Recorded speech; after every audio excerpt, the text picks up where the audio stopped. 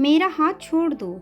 मैं रोते हुए उनके सामने गिड़गिड़ा रही थी, परंतु कॉलेज के इतने सारे लड़के लड़कियों में से किसी की हिम्मत नहीं थी जो रॉकी को रोक सके। परंतु एक जोरदार थप्पड़ ने उसे मेरा हाथ छोड़ने पर मजबूर कर दिया। ये थप्पड़ मारने वाला हाथ एक साधारण सी दिखने वाली लड़की का था जो किसी से नहीं डरती थी। आखिर वह सबसे अलग क्यों थी? जवाब जानने के लिए मुझे इतने वर्ष क्यों लगे?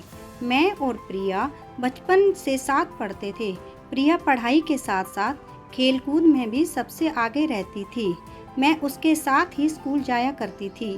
प्रिया के पिताजी हमारे स्कूल में ही प्रिंसिपल थे, परंतु वह इस बात का किसी पर रौब नहीं मारती थी। वह सब बच्चों के साथ बहुत प्यार से रहती थी और सबकी मदद करती थी। हम दोनों पैदल ही स्कूल जाते थे। हम दोनों की बातें कभी ख़त्म नहीं होती थी। इस तरह कब हम दोनों बड़े हो गए पता ही नहीं चला। मेरी कक्षा में और भी सहेलियां थीं। मेरा उनके साथ हंसी ठिठोली करना, फैशन की बातें करना या लड़कों के बारे में बात करना प्रिया को ज़रा भी पसंद नहीं था। वह मुझे ये सब करने के लिए हमेशा रोकती थी। उसे ये सब करना समय की बर्बादी करने जैसा लगता था। हम दोनों ने 10वीं की परीक्षा साथ में ही पास की।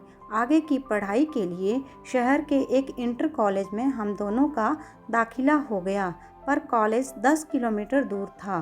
गांव के सारे बच्चे बस के द्वारा ही कॉलेज जाते थे, परंतु प्रिया और मैं पैदल ही बस के आने से पहले कॉलेज पहुंच जाते थे। ये रास्ता एक जंगल से होकर जाता था, परंतु प्रिया की निडरता के कारण मैं भी उसके साथ चली जाती थी। मुझे कभी कभी बहुत डर लगता था, परंतु प्रिया को देखकर मुझे भी हिम्मत मिलती थी। हम दोनों ने नया नया कॉलेज जाना शुरू किया था। वहाँ के माहौल के बारे में हमें ज़्यादा पता नहीं था। एक दिन मेरा पैदल वापस घर जाने का मन नहीं था। प्रिया अकेले ही चली गई। मैं अपनी अन्य सहेलियों के साथ बस के आने का इंतज़ार कर रही थी कि तभी कुछ लड़के रैगिंग के नाम पर लड़कियों से छेड़खानी करने लगे। वह ज़बरदस्ती लड़कियों को लड़कों से दोस्ती करने के लिए राज़ी कर रहे थे। जब मेरी बारी आई तो मैंने ऐसा करने से इनकार कर दिया। शायद ये हिम्मत प्रिया की संगत का ही नतीजा थी। उन लड़कों में से रॉकी नाम के एक लड़के ने मेरा हाथ जोर से पकड़ लिया और अपनी बात मनवाने के लिए विवश करने लगा। उसी समय कोई भी लड़का या लड़की मेरी मदद नहीं कर पा रहा था। मैं रोते हुए हाथ छुड़ाने की कोशिश करने लगी। मैं गिड़गिड़ाती रही, पर उसने मेरी एक नहीं सुनी। तभी रॉकी के मुंह पर एक जोरदार थप्पड़ की आवाज़ ने सबका ध्यान खींच लिया। ये थप्पड़ मारने वाला हाथ प्रिया का ही था। उसे मेरे बिना अकेले घर जाना अच्छा नहीं लगा, इसलिए वह रास्ते से ही वापस आ गई थी। थप्पड़ खाकर रॉकी शांत होने वाला नहीं था। वह गुस्से से तिल मिलाने लगा, पर प्रिया भी बिना डरे उस पर इतनी जोर से चिल्लाई कि उसके साथ साथ बाकी के लड़के भी भाग खड़े हुए।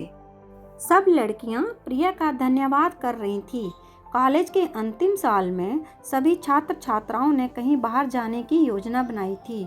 सभी घूमने के नाम से बहुत खुश थे, परंतु प्रिया ने जाने से इनकार कर दिया।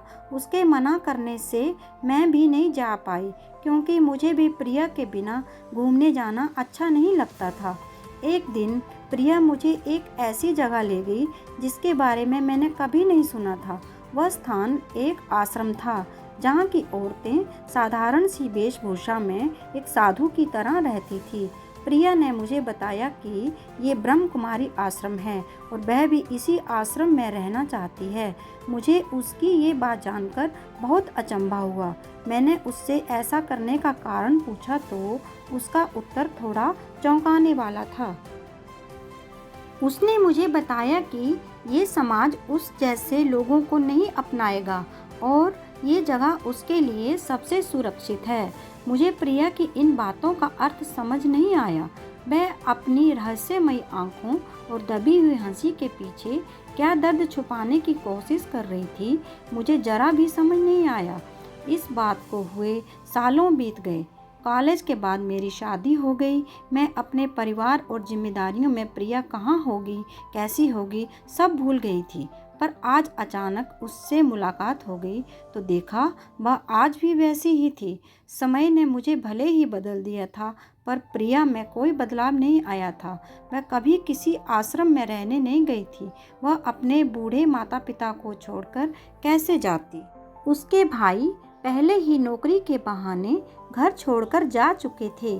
वे सब अपने अपने परिवार के साथ खुश थे और वहीं रहते थे। माता पिता को बुढ़ापे में इस तरह अकेला छोड़ देना प्रिया को अच्छा नहीं लगा, इसलिए अपना आश्रम जाने का फैसला छोड़ दिया था। वो घर में रहकर ही गांव के बच्चों को पढ़ाती, उन्हें अच्छी अच्छी बातें सिखाती है, महिलाओं की समस्याओं को दूर करने में उनकी मदद करती है और उन्हें उनके हक के लिए लड़ना सिखाती है। उसके इसी निस्वार्थ भाव और निडरता के कारण ही आज हमारे गांव की महिलाएं स्वयं को सुरक्षित महसूस करती हैं। वह प्रिया को अपना आदर्श मानती हैं। गांव के कुछ लोग भले ही प्रिया के पीठ पीछे तरह तरह की बातें करते हों, पर इन बातों का प्रिया पर कोई असर नहीं दिखता। वह ईमानदारी से बिना डरे अपना कार्य कर रही है।